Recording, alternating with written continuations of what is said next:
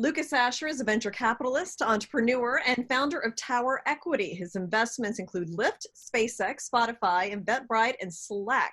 Now, Lucas focuses on financial services, technology, and AI, and says coronavirus is forcing the economy to change in a big way. So very curious to hear, Lucas, what you think of where we're headed here. I guess my first question would be, have you been investing during this pandemic? I mean, what's been your philosophy? It's been crazy times in the market. I've been looking, but I haven't been actively investing the past 2 months because we've been managing our current portfolio. I have over 39 investments and notable tech companies.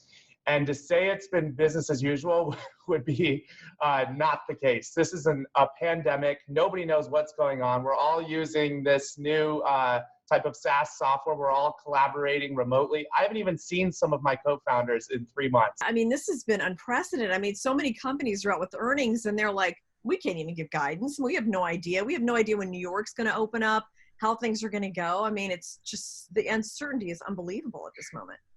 Absolutely, Jane, you're 100% right. Also, there's a big question of liquidity. You look at the small business sector, you look at unemployment. I read recently a local governor of the Federal Reserve said unemployment could potentially reach 20%. I mean, you look on a scale historically where that has happened, and I can't find anything. So it's a really unprecedented time. There's so many unknowns. I think a lot of us right now are just focused on managing our current portfolio we've built. What would be your winners and losers as we come out of this?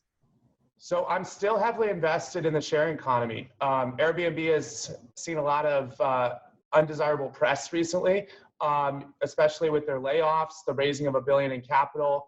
I was an early investor in Airbnb, and I think the space is still strong. This is the sharing economy.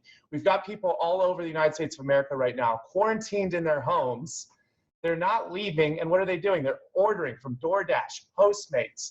And even though this sector has taken a hit, I remain bullish on it. And I'm heavily investing in the sharing economy. I feel like the sharing economy is on a discount right now.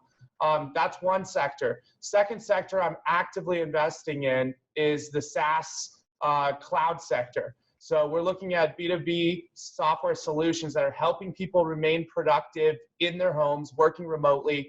This space is extremely exciting because it's not a winner takes all space. So let's talk about some other specific industries, and I'll just kind of run down some here. So fintech. And you know, what's interesting has been, one thing that's happened during this pandemic has been trends that were kind of already there, like delivery and video conferencing and telemedicine got accelerated during this. So, I mean, do you see that for fintech? 100%. I'm actually even incubating at my own venture capital firm, competitor to the Bloomberg terminal. This is something we haven't really discussed publicly in the news yet, but towards the end of the year, we will have a cloud-based terminal that would compete on a consumer sector with the Bloomberg terminal. So I'm extremely excited about fintech. There's an API revolution happening right under our eyes.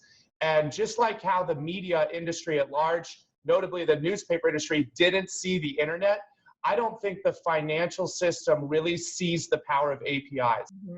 And then what about like 3D printing? I mean, that's such an exciting sector. I'm investing heavily in one company in 3D printing space where we're 3D printing rocket parts, but it's the future. I mean, it's undeniable. Every machine shop will have a 3D printer in it. All these types of unique parts we're seeing for robotics will have 3D printing. It's clearly the future. People are just trying to understand, how do we scale it into a real business? What does that look like? How do we hire? How do we train? So I'm extremely bullish about 3D printing. I've got a couple investments in the space. What about commercial real estate? Ouch. Yeah. I mean, I can't see how this could possibly, in the near term, you've got all these businesses that are shut down that can't pay their rent. And then in the long term, you've got the big companies that have all of a sudden realized half their employees don't have to be there. Yeah. Listen, I'm very bullish on America as a thesis. So bullish on America as a thesis, whatever that looks like over the next 2-5 years. I read JP Morgan said it could take a decade for this economy to come back.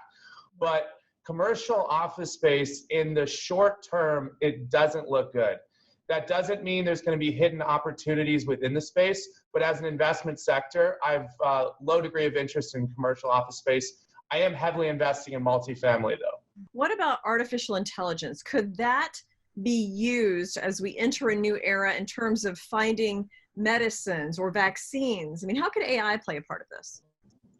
Well, general artificial intelligence is growing so fast that it hasn't even been fully implemented on the business sector. It's mostly in academia, in schools and so forth is where a lot of the research is. But I look at general AI for fintech specifically as something I'm extremely interested in. I'm seeding a couple universities who are working on this right now. Ultimately, my thesis is, can we use AI to help consumers make better decisions? Okay, so final question, globalization. I mean, where do we stand with China? There's talk of kind of extracting some of our supply chain from there back to the US. I mean, do you think globalization is going to be dead for a while?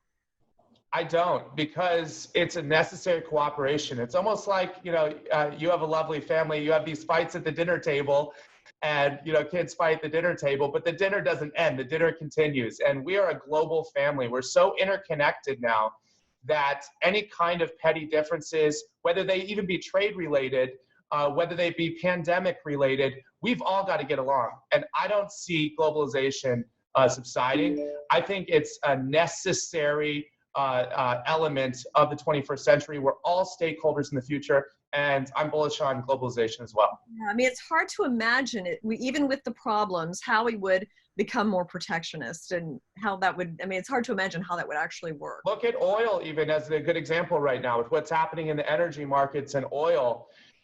It's hard to imagine any sovereign nation state seeking a protectionist agenda and being able to survive in the 21st century. So I think cooperation is going to be a big theme.